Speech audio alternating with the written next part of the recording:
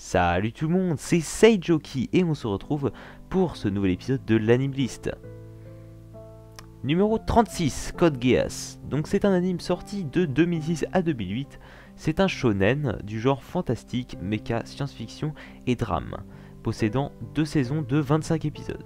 Alors cet anime est excellent, vraiment un mecha, voilà, moi qui d'habitude n'est pas une personne qui raffole énormément des mechas, cette fois pour le coup j'ai été submergé par la puissance de cet anime. Donc ça parle d'un futur imaginaire justement en science-fiction, où en fait l'armée de l'Angleterre, hein, qui fait partie de l'Empire de la Nouvelle-Britannia, a attaqué le Japon et l'a conquis, le rebaptisant ensuite Zone 11. Il l'a conquis avec un nouvel équipement, des exo-armures robotiques futuristes qui s'appellent les Nightmares. Et c'est après dans cette zone 11 que on suit l'aventure de Lelouch, un jeune étudiant qui se fout de la gueule de tous les nobles et qui un jour se fait impliqué dans un vol d'armes chimiques sans le vouloir et découvre tout à coup que l'arme chimique est en réalité une fille. Et cette fille, au moment de se faire fusiller, lui donne le pouvoir de asservir l'âme humaine, voilà, de lui permettre de lui donner des ordres, et ces ordres ne peuvent pas être refusés par les humains. Voilà, donc c'est quelque chose de très spécial, avoir un pouvoir fantastique dans un manga de mecha. Et bah au début ça semble un peu bizarre, mais en fait ça rend très très bien. Cet anime est vraiment très très bien, je vous le conseille. C'est plutôt intelligent, avec des stratégies, des choses comme ça, vraiment. Voilà, c'est un anime à voir. Numéro 37, Darker Than Black. C'est un anime sorti de 2007 à 2009, c'est un seinen du genre science-fiction, policier, drame et surnaturel, possédant une saison de 25 épisodes et une autre saison de 12 épisodes. Donc là pour le coup, c'est plutôt spécial. Donc ça parle d'une histoire d'une scientifique qui, après avoir étudié pendant longtemps un phénomène très spécial qui est apparu il y a 10 ans à Tokyo, il s'appelle la Porte des Enfers, qui est en réalité une zone qui a généré une sorte de champ de champ bizarre, un champ de force autour de Tokyo. Et en fait, avec l'apparition de cette Porte des Enfers, différents humains, que l'on appelle les contracteurs et les dolls, ont été... on leur a donné des pouvoirs spéciaux de façon étrange, et par exemple certains humains sont désormais capables de changer de corps, ou d'autres de électrocuter des gens par simple contact.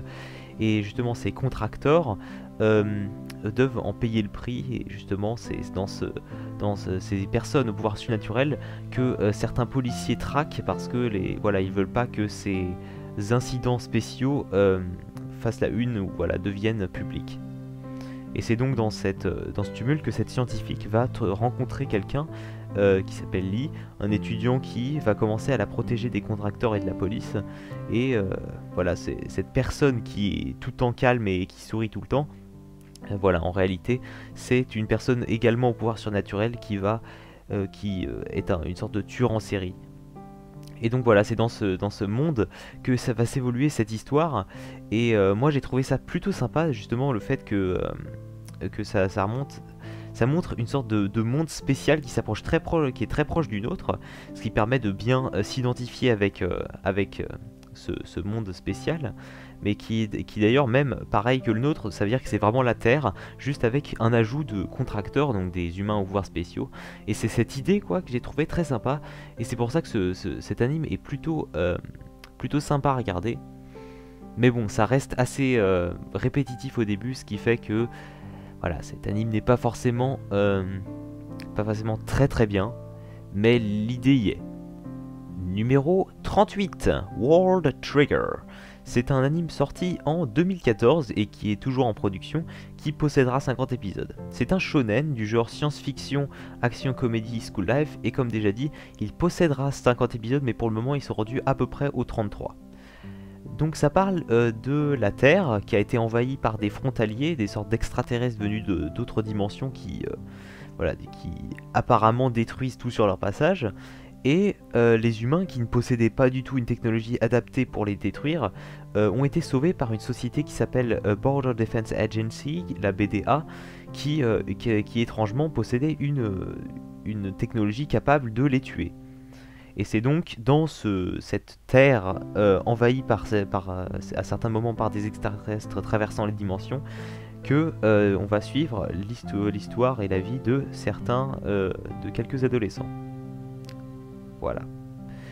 Eh bien, j'ai seulement vu les 9 premiers épisodes, je ne suis pas allé jusqu'à la fin.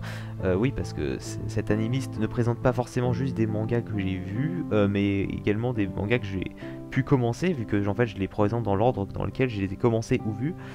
Et de ce que j'ai vu, c'est très sympa. Voilà, l'idée y est, hein, il y a voilà, c'est de la science-fiction, donc je vais pas vous donner énormément de détails, mais toujours est-il, l'histoire est pas trop mal conçue. Mais bon, je suis pas allé assez loin dans le manga pour pouvoir vous donner une note exacte. Numéro 39, Yosugan Sora. C'est un anime sorti en 2010, d'octobre à décembre. C'est un seinen du genre inceste, harem, romance, ecchi, sachant qu'il y a un peu d'érotisme, qui possède 12 épisodes.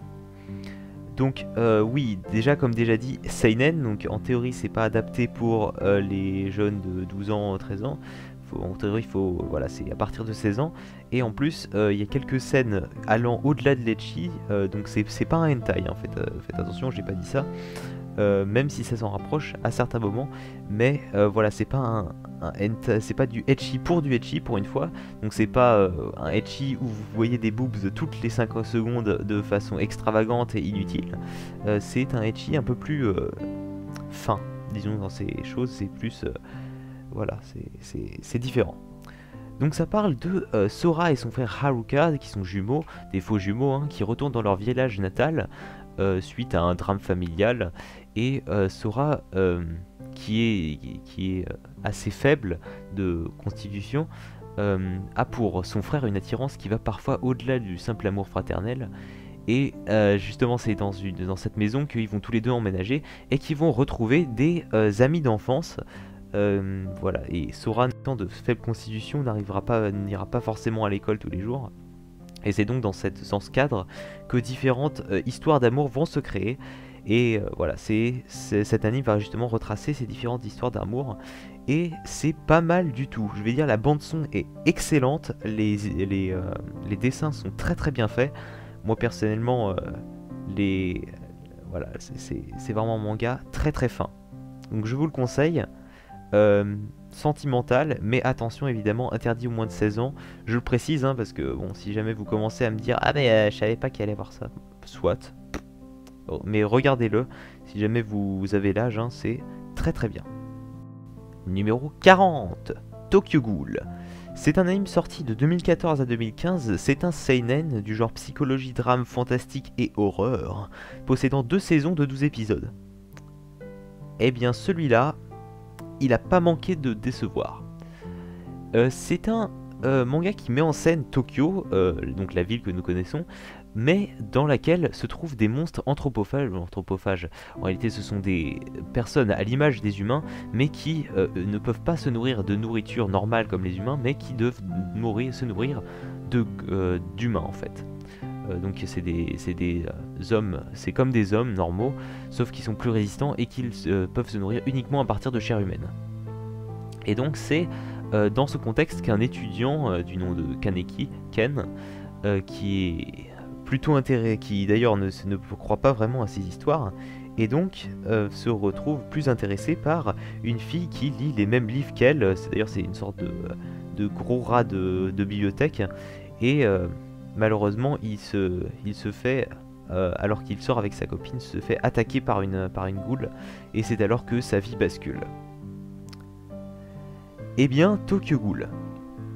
C'est un concept très très bien, du gore à souhait, hein. Personnellement je trouve que le gore est pas forcément extravagant à chaque moment, des personnages très bien construits, mais bon, ça change pas que il est...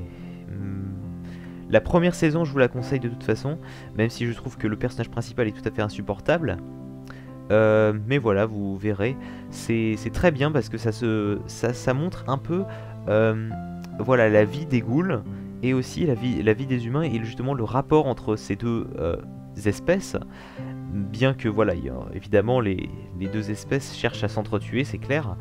Et voilà, ça montre justement des interactions très intéressantes. Et voilà, c'est assez étrange comme manga. Et surtout, voilà, le personnage principal étant complètement insupportable, c'est possible que vous décrochiez en cours de route. Mais vous allez voir, les combats sont, sans être dynamiques, extrêmement bien cadrés. Vraiment, en plus, les designs sont très bien faits. Et vraiment, voilà, la direction artistique de l'anime en soi est vraiment très bien tournée. Voilà. Et bien, c'est sur ce que nous allons nous quitter. C'est la fin de cet épisode de l'Anime List. Et donc, j'espère vous retrouver pour d'autres vidéos. Allez, salut, c'était Sejoki.